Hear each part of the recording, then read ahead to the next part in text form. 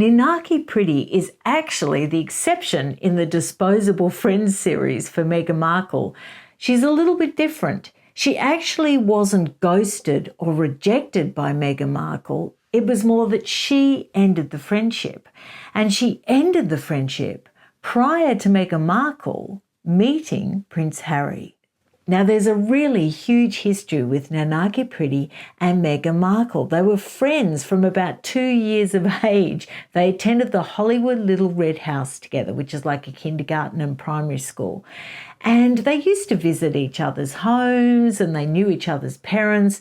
Ninaki actually described it as being like a daughter in each one's households. And she used to go and sleep over when Doria was there. She used to have girly evenings with Doria. And it's interesting that she actually points out that Doria was the strict one with Meghan, that she was actually the one that had very firm boundaries. And it was Thomas Markle that was the easygoing, anything goes sort of parent. So it just proves it pays to be strict, doesn't it? Because there's only one still in Meghan's life, and that's Doria. So, maybe it's better to be the strict parent. I don't know. I'll remember that for future reference.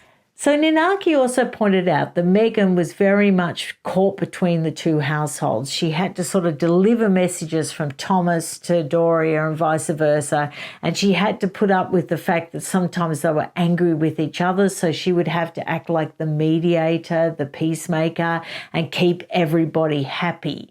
And you could imagine that as a child that would be very difficult. Now, they were very close and life went on. They went to Immaculate Heart High School together, and Meghan was actually invited to go with Nikki's family. She called her Nikki, Nikki's family, to go on a European vacation. And they took her to Paris.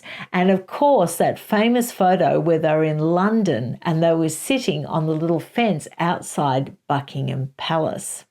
So that was when Ninaki said post-engagement to Harry that Meghan knew all about the royal family. She wanted to be Diana 2.0, and she completely poo-pooed the suggestion from Meghan in the engagement interview that she didn't know anything about the royal family and she didn't even Google them. So yes, that was dispelled by Ninaki herself from her experience with Meghan as they were growing up. Now, when Meghan met Trevor, Nikki was actually involved in very much. They all got on well. They were a threesome. And often it can happen that friendships can get strained when you meet that really special one. But not in this case. They all got on really well. And Meghan was just as close to Nikki as she ever had been. And Nikki really got to love and know Trevor very, very well. So there was great excitement when Meghan was actually proposed to by Trevor. So she rushed to Nikki's house and showed her the ring and asked her to be matron of honour. And then, as you know, it goes on, they have the wedding in Jamaica. Now, it was about the third season of Suits that things really started to go a bit haywire with Trevor and Meghan. And Nikki sort of thought, well, she could tell that there was tensions, but she thought that it was nothing very serious.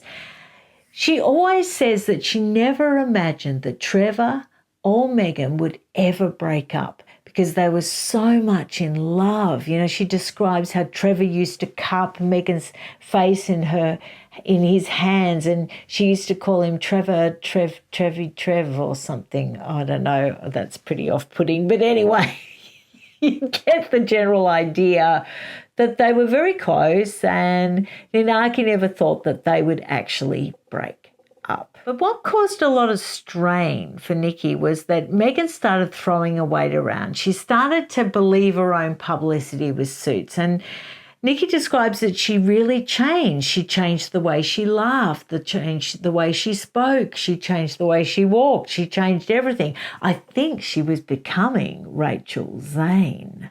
And what really made Nikki quite angry was the whole Bogart story, which I'm in another film about that for the Disposable Friends, because poor old Bogart was another one.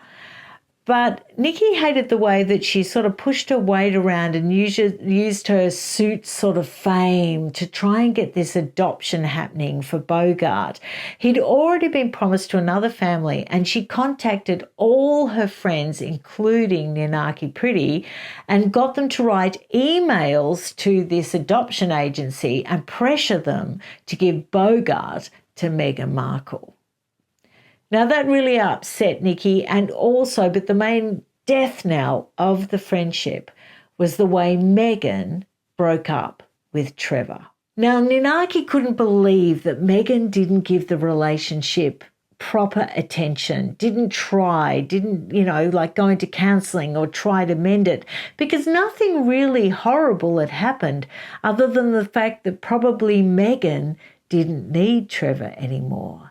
Trevor was always a source of great financial support, and as Meghan's star rose with suits and her paycheck kept increasingly she didn't really need Trevor anymore. Now, rings were sent back in the mail. That's how she broke up with Trevor Engelson, according to Ninaki Priddy. She says that there was no warning, that the rug was pulled out from under Trevor Engelson's feet. He didn't expect it, and that the rings were sent back without even a note. Now, Ninaki rang Trevor and sort of, sympathised with him and tried to find out exactly what was happening. I think at that stage she was even trying to facilitate a way for them to get back together, for them not to break up. And she also rang Meghan, but she said it was like the lights had gone off. It was like she was no longer Meghan's friend. Meghan was not going to confide in her. And she actually said it was amazing, her ability to just turn off the light on a friendship. And it was at that point that Ninaki thought, you know what, I'm not doing this anymore. She has changed so much, I'm getting out. And she did get out. And that was a few years before she met Prince Harry. But after she met Prince Harry, that's when Ninaki came out of the woodwork again, and she made some quite strong quotes about Meghan Markle, and they weren't very friendly or complimentary. And it was also at that point that Ninaki decided to sell her photo albums to the Daily Mail. I think it was for about $150,000, either dollars or pounds. I'd say it would be dollars. And that's where I think it undermined her story.